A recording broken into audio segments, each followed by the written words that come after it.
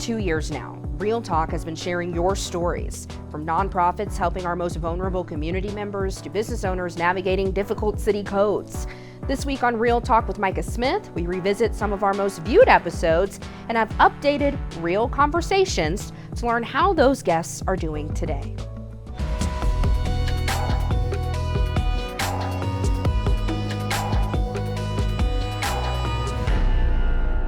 Welcome to Real Talk with Micah Smith. I'm your host, Micah, and I am so glad to have you with us. This week, we're taking a look back to push conversations forward. So many of the issues we cover here on Real Talk don't end when the cameras turn off. They continue to evolve, and so do the communities working to create change.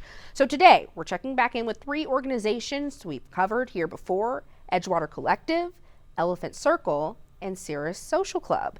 They've been hard at work making a real impact in their communities, and we wanted to hear what's new and what's changed since we last talked.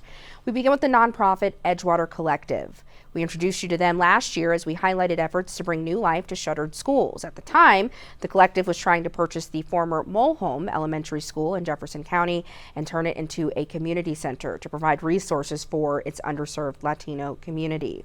I checked back in with Executive Director Joel Newton to see where that effort stands today. So what's been going on with Edgewater Collective since we last talked? So since we last talked last summer, we've been doing a lot to support our immigrant Latina-led worker cooperatives, and also since November working with a lot of Jefferson County partners to make sure that our immigrant neighbors are supported and safe with everything that's going on. Is that tougher to do in this political environment?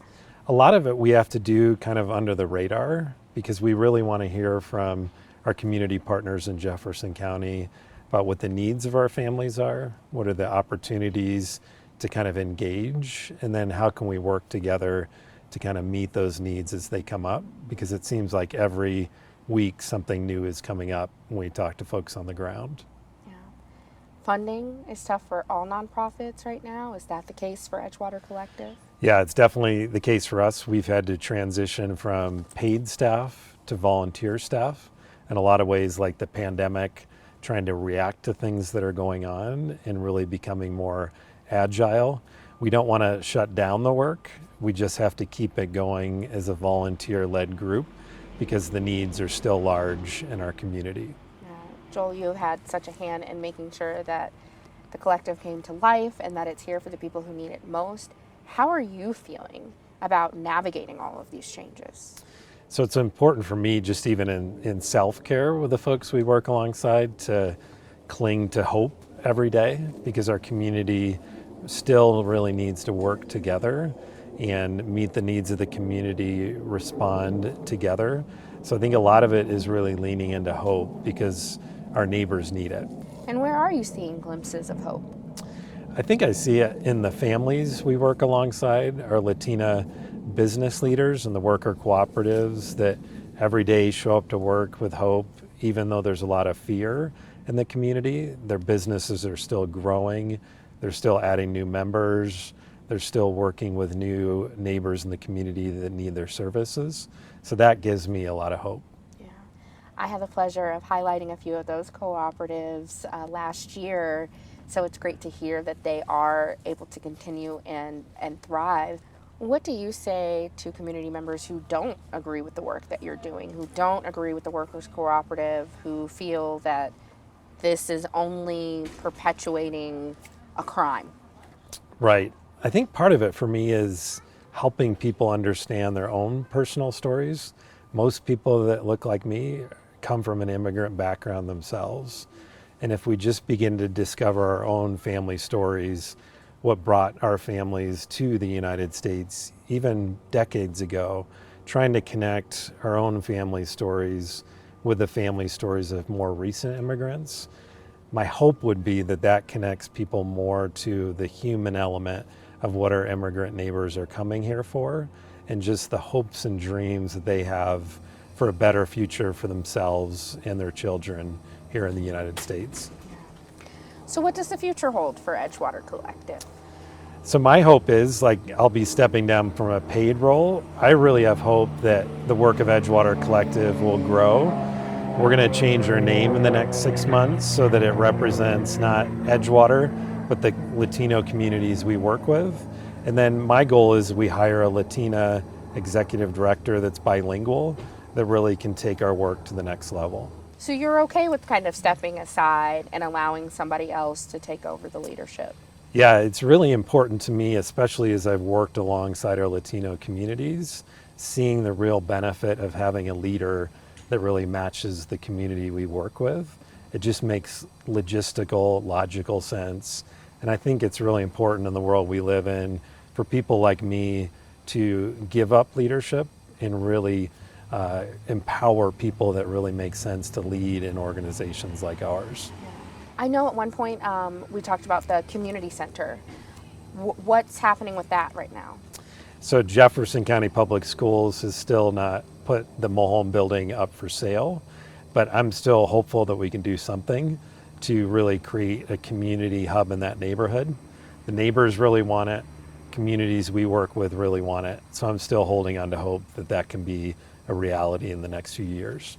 You've been through a lot in the past 9 months in terms of losing funding, in terms of, in some ways, losing the support, even if it's not monetary that was once there, having to shift to a volunteer model, not being able to scream loud and proud about the worker cooperatives that are happening. But I still feel optimism from you. Yeah, it's really, I keep on saying it, but it's really important to hold on to hope. Our communities deserve it, and it's best for all of our community members if immigrants can thrive in each of our neighborhoods. So the work we do continues to be very important. It is really nice to know, despite the challenges, that Edgewater Collective is finding a way to move forward. Coming up, advocating for birth justice. We are following back up with Elephant Circle to find out if new policies in our state are making a difference for maternal health care across Colorado. This is Real Talk with Micah Smith. Welcome back to Real Talk with Micah Smith. Today we're sharing updates from organizations doing important and at times transformative work in their communities in Colorado. Now we're checking back in on a push for policies to make childbirth safer and more equitable in Colorado. We told you before on Real Talk, Black mothers in Colorado are 3 times more likely to die from pregnancy-related complications than white mothers. When we talked to reproductive and birth justice organization Elephant Circle last year, Colorado had just created a new law for moms to have access to doulas to try to tackle high rates of maternal mortality. But is that law truly making a difference? So to help us understand, joining me now is midwife Justina Nazario, certified professional midwife Ashley Character, and Lauren Smith, director of Black Civic Engagement, Policy and Advocacy with Soul to Soul Sisters, a partner in Elephant Circle's policy work. Thank you to the 3 of you for being willing to come back and do this update on a very important topic. Yeah, thank you for having us. All right. So last time we checked in with Elephant Circle, we talked about advocating for birth justice. Where does your advocacy stand today? What have you been up to? What have we not been up to? I mean, we're really right now focused on implementation, like you spoke about earlier. How are we implementing what we put in for doulas and Medicaid reimbursement? And we're really focusing on the midwifery model of care and focusing on midwifery being the movement and an answer to one of the problems that we have with the mortality rates in our state. In terms of Medicaid, I know that this was a huge step, but it wasn't a perfect step. How are you all able to just navigate making sure that, you know, folks have coverage, but also that you are receiving what you should receive as somebody who's providing care? I will say it's a continued work in progress. So there's definitely some errors. I think that the state Medicaid department has also been very intentional about creating connections with their organization so that the community feels better supported than we previously had. But there's definitely still some areas for improvement, and so there's constant conversation around how that can happen. That's good to know, because a lot of mothers who are reaching out to us, or people who are giving birth reaching out to us who are interested in this, were telling us about some of the issues. So it's good to know it's a work in progress, and that ultimately it's still an option in our state. When we talked in 2023, the state had a major delay in issuing the maternal mortality report. Where does that stand today? And Lauren, I want to ask you about this because I know your specialty is policy. Soul to Soul Sisters and Elephant Circle actually partnered together in 2023 to kind of raise the flag that we were still waiting for that report, which was due in July of 2023 and came out a few months later, because we knew that that was really important information to truly understand the trends, the context, the narrative of what was really happening in our state when it came to maternal mortality. And when that report was released, we learned a lot. We learned that Colorado does follow a lot of those national trends, particularly seeing disproportionate rates of maternal death for Black women, as well as for Indigenous women. And there were also a lot of recommendations and solutions. And those were things that we really wanted to make sure we had so that there were data-driven policies in the coming legislative sessions to truly address the issue. I know Ashley also serves on the Maternal Mortality Review Committee, and so she can speak more to what's happening behind the scenes. But certainly something that we really think about with that report is that while it's really crucial, we also are thinking about how we can pair that with real-time feedback loops, because the report is incredible and it comes out with solutions that are years behind at the same time. Well, Ashley, can you tell us about some of those solutions? Because I think that that's really interesting that there have been some recommendations. Yeah, and so from the committee standpoint, we also have had lots of conversations around gaps in implementing the recommendations that we have and not seeing it in action. And we know that a part of that came from the delays that we had, and so proud to report that we're catching up. Okay. And the most recent data is available on the department or state website so that people can access that information, because also funding follows those recommendations. And so, yeah, we're working diligently with community organizations so that those recommendations can be implemented and we can see them in action. What is the biggest threat to birth justice today? You want to jump in? I mean, I think that there's multiple threads. So it's really hard to say that there's one specific thing, because we have to remember that the structures that we're dealing with were intended to be this way. It's intentional. We call it redlining for a reason. It's because there's intent behind it. One of the things is I just don't think that we value reproductive health care and value women in the way that we should in this country. And I think that that's one part of it. And then the other part is insurance. There's not great coverage for the care that I'm providing as a midwife. So there's different sectors, and I would love if you guys have any other. Yeah. I think on the policy level, I definitely see some threats to really having transformative solutions and really building up birth justice in the state and across the country. I think certainly, as Justina named, insurance and funding for Medicaid in general, having resources to truly invest in transformative solutions is so important. And in our state, we really are struggling to have those resources and to have the money that we need to truly fund what is important. And then I think there's also a lot of focus on certain solutions because this is a complex issue. There's no silver bullet that's going to close these disparities and really bring birth justice about, particularly for Black and Indigenous birthing people. There's a whole ecosystem that needs to be invested in. We see a lot of energy around building up doulas and increasing access, but as our midwives can attest to, there are a lot more gaps when it comes to how that access is happening for midwives. And so that means that patients still aren't being able to access every option for their pregnancy. Yeah. I'll just add that there's a lack of education. So a lot of people, don't know what midwives are or the quality of care that we provide. And that means people that are accessing care and also other providers in this area. So you can talk to OBGYNs who have no clue what the value of a midwife is, which is a huge problem because there's this misconception that they're not following appropriate standards or guidelines or aren't even licensed providers, and those are all false things. And so the lack of education, and then just like Justina and Lauren said, systems are not set up for us to ask those questions. Right. Well, Ashley, Justina, and Lauren, I want to thank all three of you for your work. Before I was introduced to Elephant Circle, I would have never thought that a doula or a midwife was an option for myself. I thought it was something for the rich, or I thought it was a very specific cultural thing. And so your work has even brought that to light for me, someone who I like to think I'm informed on a lot, but no, seriously, thank you so much for the work that you're doing. Thank you so much for your work in birth justice, and thank you so much for this Real Talk. Yeah, thank Thank you for you. having us. Well, coming up, we're checking back in on a very different kind of community experience. We'll follow up with Cirrus Social Club to see how they're changing the cannabis consumption scene right here in Denver after months of delays due to city zoning challenges. This is Real Talk with Micah Smith.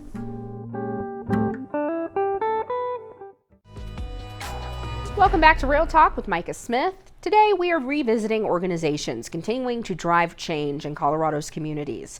We've talked a lot on this show about some of the struggles Colorado's cannabis industry has faced. In 2014, Colorado became the first state to legalize recreational marijuana. Now the landscape is shifting. As more states legalize marijuana, Colorado is seeing dropping sales in an oversaturated market, pushing local businesses to get creative. One of them is Cirrus Social Club. When we spoke a year and a half ago, they were working to open one of Denver's first legal consumption lounges, an upscale space on Colfax for smokers to connect. Cirrus is now open, so I followed up with founder Aaron Richard to see how things are going. So Aaron, tell me what has happened since the last time we talked. Last time we talked, there was problems with permitting. There was just a lot of delays, but here we are. We made it. We're finally here. Since we last spoke, Cirrus has opened. We have served nearly 15,000 guests, which is so incredible. I've served tables with 3 generations of people seshing together, which has been such an incredible delight. And yeah, we've been open for about 7 months now. It's been an incredible journey. Wow. I have to say this because this is Real Talk. So Real Talk, this does not feel like a weed lounge. But that's technically what you are in terms of when we talk about permitting and consumption, social consumption. So talk to me about what your vision was and what came to fruition here. My vision was to get the largest amount of people seshing together because I really believe that the world would be a better place if everybody had weed once in a while. I'm not trying to make everybody a stoner in the world, but I just think everything in moderation. A little weed once in a while, it really opens up your mind, it opens up your heart, and I think the world would be a better place. And so I wanted Cirrus to be the bridge to people who may look at cannabis and marijuana and say like, ooh, that's not for me because of these things that I believe about it, and then be in an environment where they say, well, this does feel like it's for me, so maybe I can try that. And then they try it, they get the giggles, their mind opens, they're having conversations with their family and friends that they never thought that they'd have before. I know that from the outside, especially sometimes looking in, Denver seems like a free-for-all in terms of cannabis businesses, but this really was a journey. You had a lot of challenges. Can you talk about just the journey to get to this day? Absolutely. I would not call it a free-for-all. If it looks like that from the outside, I would invite anyone to come try to open a cannabis business because the ringers that you are put through in the city of Denver are, it's huge. It's a lot of stuff. Just alone getting approved for our construction stuff took over a year to get through the permitting phase. We had to go through 2 different public sort of hearings where the neighborhood was allowed to kind of chime in about their concerns about things which could have stopped us from being able to open. All the while through the 3-year process of developing this business to getting the doors open, paying rent on this building, paying for staff, paying for the process to even see if it was a possibility to get open. When did you officially open? 4/20 of 2025. Wow. Yeah. Okay, so you have a few months under your belt. How are you feeling about the direction that Cirrus is headed in? I think it's incredible. I think what we've learned is that we just need to double down on what we want to do. So when you start a new business, you kind of learn what you are really doing, and maybe opportunities come up that pull you in a different direction and say, hey, do you want to maybe be this kind of a business? And we've just learned no, we really want to double down and be what we said we were going to be, which is the world's first class sesh experience. Have you had any pushback? Have you had some who say you do not belong in this neighborhood, on this block, or what you're promoting is dangerous? No, the neighbors have been amazing, and we really want to be good neighbors as well. So this holiday season, we're actually giving back by decorating a shelter in Denver. So we just finished decorating for Christmas yesterday. It's beautiful in here, and we want to go pay some of that forward to some folks and decorate their home as well. When you were planning for Cirrus and really just kicking it into high gear and trying to open up your business, were there any other businesses like it that you could look to and say, hey, I can draw inspiration from that? Yes, outside of cannabis. Businesses like Barcelona Wine Bar, I think that they're incredible. Businesses like Texas Roadhouse, which I used to work for a long time, which you may look at Cirrus and think Texas Roadhouse, how do those two things align? But there's a lot of great service culture in Texas Roadhouse that I learned that I was very happy to bring in here. And then there's places like the Ritz who really just show up as sort of a traditional part of people's calendar year of activities. All right, well, I do have a menu here. Yes, so you do. if the viewers do choose to visit Cirrus, 21 and up, You must be. must be 21 and And up. you have to have a valid ID. I will not let you in. There you go. Yeah. What can they expect in terms of your menu and your offerings? We take care of everything here. So the goal is, you come in, you get sat at a table, you try to make a reservation. We're on Open Table. You can also go to cirrussocialclub.com and make a reservation there. But you'll make a reservation with your loved ones. You come in, you sit at a table. Our flight attendants will guide you through your experience. So whether you're a first-time consumer or a sophisticated stoner, we know how to take great care of you. We actually have an experts-only menu. So if you are an expert, you have to ask for that. But we will provide your whole sesh for you, whether you want a flight of strains, whether you want a volcano bag, whatever you'd like. We take care of the sesh for you. You get giggly with your friends, you enjoy your sesh, and once the munchies start kicking in, you can order some food. We've got delicious small plates of food that are meant to kind of be shared amongst people. And what we really want the food plan to feel like is sort of you got high with your friend, and that friend's partner or parent, like really cool parent, brought you the most delicious snacks ever while you were stoned and just was encouraging you to keep having fun and enjoy everything. A lot has been said about the cannabis industry in Colorado really struggling, not making as much money as it once did. Do you think that innovation is needed? Do you think that business owners will have to think outside of the box, kind of in the way that you have? That's really interesting because it's hard for me to feel like Cirrus is a part of the cannabis industry entirely. Okay. Because there's this sort of institutional cannabis industry in Colorado that's been around for over a decade, and we are doing something completely different than what anyone has done there, right? There's people who grow cannabis, there's people who own dispensaries and sell cannabis. They have different end goals. If you own a dispensary, your end goal objective is to get people to spend money with you and stop into your store to buy a commodity product. Our end goal is to get people to spend time with us. Even though we are in the cannabis industry, I don't know what advice I would have for the existing industry, which, it is tough out there right now for a lot of the industry for sure. We are bringing something new and novel. And I do think that there's more opportunity in hospitality for more people to bring business. So yes, in a way, innovation is necessary. And at the same time, what we are doing feels so separate from what has existed before. Well, Aaron, thank you so much for welcoming us inside of Cirrus, and thank you so much for this updated Real Talk. You're so welcome, Micah. You're welcome back anytime. Hope to see you in here soon. Thank you. So after all the challenges, Cirrus is open. A reminder though, Cirrus is for the 21 and up crowd. And that is this week's episode of Real Talk with Micah Smith. We are so thankful that every week you choose to tune in for this Real Talk on issues that impact Coloradans who are often overlooked. If there's a Real Talk you would like to have, please let me know. You can send me an email at micah.smith@denver7.com. In the meantime, you can find all of our shows on denver7.com/realtalk. Have a great day.